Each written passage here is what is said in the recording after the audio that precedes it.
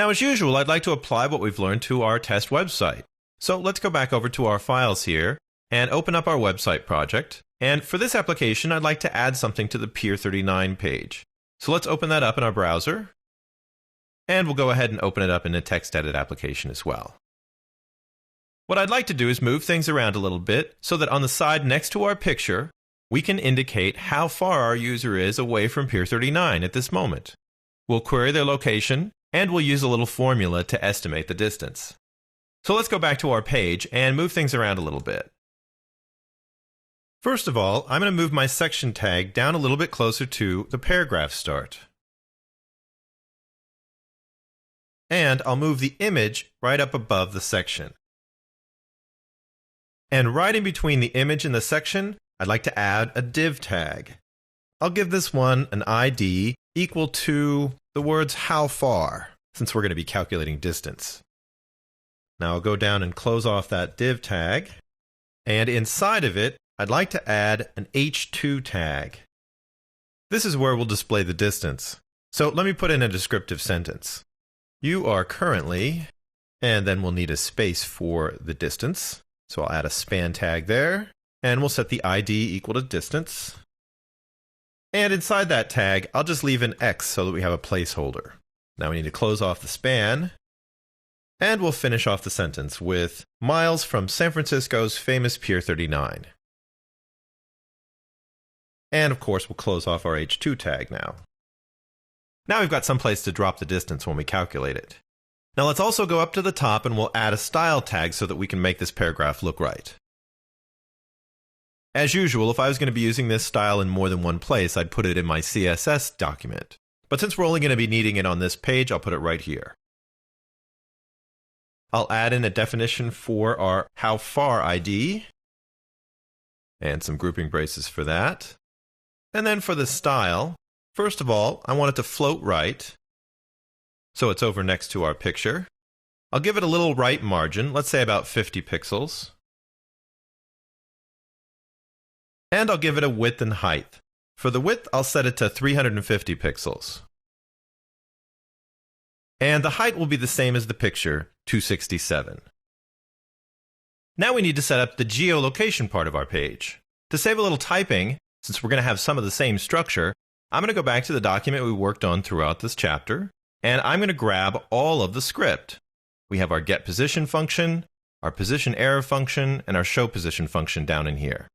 So I'm just going to grab all of those, copy them, and we'll go down to the bottom of our document and add a script tag right before the closed body. And then we'll drop our script right in there. Now we don't need all of this, so I'm going to work from top down and we'll just modify it to suit our needs.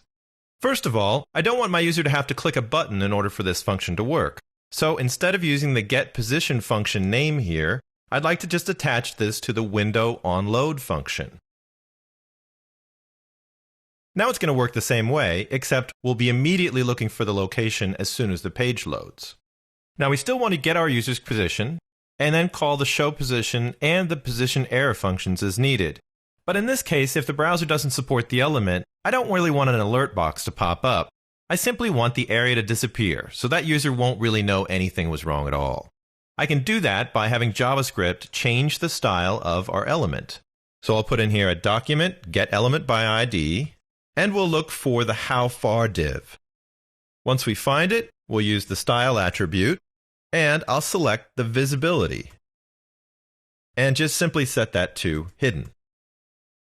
That way the area will just appear blank, and the rest of the page will show up like normal. Now the same thing's true with the error code. If we have an error or some kind of problem getting the position for the user, we simply want to hide that space. So I'm going to take all those if statements here and leave the function shell, and I'll simply place the hidden attribute style setting in there as well. Now for our showPosition function, we're going to be doing something very different, so I can get rid of the whole bottom part. For the beginning, we'll need to set up some variables for our user's latitude and longitude position, and also the latitude and longitude of the position we're checking against, which of course is the location of Pier 39. I'll modify these lines to set up my first variables. We'll use my var keyword, and I'll just call it lat1, and that'll be my position's coordinates latitude, but we need to convert this into radians as well. I'll multiply by, we'll bring up our constant math.pi, remember pi is in capital letters, and we'll divide by 180. I'll do the same thing for the second one, except we'll make it our long one variable.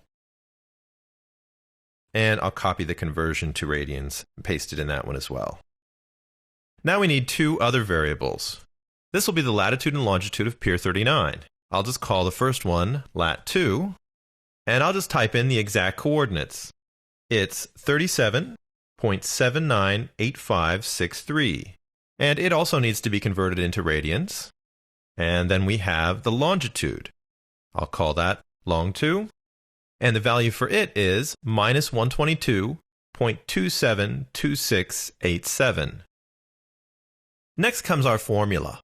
I've tried to use a simple one, but this one calculates the distance around a sphere from 2 points, given in angular measurements.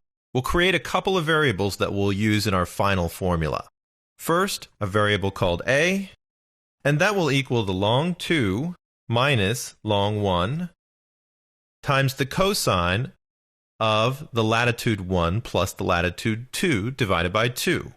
Notice that we use math.cosine to call the cosine function, and make sure you get all the parentheses in the right place. Next, we'll create another variable b, which will simply be lat2 minus lat1. Now we can combine these two variables together to make our distance.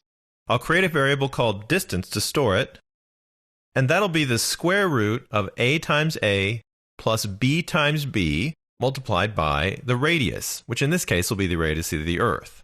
We'll use math again to get our square root value, and then a times a plus b times b, and then multiply the whole thing by 6,375 miles, a nice average radius. Now that we've got the distance calculated, we simply just want to place it on the page. So I'll call document getElementById, and we'll get our distance span tag. Then we'll take its inner HTML property and set it equal to our distance variable. Now we're ready to give the whole thing a try. I'll save my changes. Let's go back out to our browser and refresh the page. And first of all, we can see that our message is right up here at the top with our X placeholder for the distance right now. And we can also see that the browser is asking us for permission to share the location. So I'll click Share Location, and you can see that it drops my distance from Pier 39 right there in the browser. It's a really long number though. So what we probably should do is round it off.